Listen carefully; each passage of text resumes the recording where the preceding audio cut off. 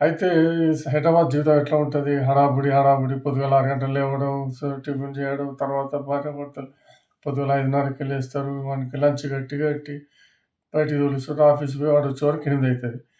ఈ లోపల ఓ రోజు ఇట్నే పోతుంటే బస్సులో పోతుంటే ఏమైంది, నా వెనక సీట్‌లో నేను కూర్చున్నా, ముందు సీట్‌లో ఇద్దరు ఫ్రెండ్స్ ఉన్నారు.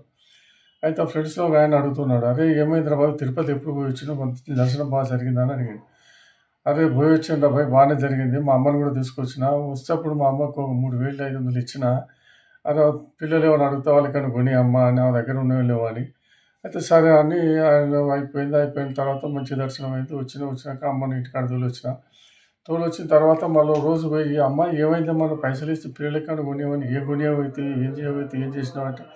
"ఏం లేదురా తమ్ముడు నాట్లేస్తున్నాడు. వానికి కూలోళ్ళకు కావాలంటే 3,500 ఆనికి ఇచ్చినా" అన్నది.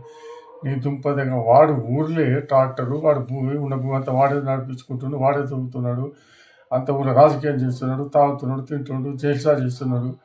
అంటే ఎట్లా ఉంటదంటే తల్లికి చెప్తున్నాడట, "అరే! ఆయనకేంది హైదరాబాద్‌లో ఉన్నాడంటే హైదరాబాద్‌లో ఏం పిత్తున్నారు? ఎంత కష్టపడుతున్నారు. ఉదయం పోయి రాత్రి దాకా వస్తున్నారు వీళ్ళు." ఇట్లా ఉండదు హైదరాబాద్ జీవితం. అయితే ఇది తల్లికి ఏదో కథలు చెప్పి ఇట్లా డైవర్ట్ చేస్తున్న కొడుకులున్నారు. ఈ అమ్మాయి బతుకులు ఇట్లా ఉన్నాయి. ఇట్లా ఉంటది తల్లి పాపం తల్లి ప్రేమ అని వీడు పైసలిచ్చి పిల్లలకేమైనా కొనియమంటే అది తీసుకుపోయి కూలోళ్ళు కలుపు కూలోళ్ళకి ఇస్తాడా వాడు? ఈ లతుకున్న కొడుకులు. ఇటువంటి కొడుకులు ఉన్నారు.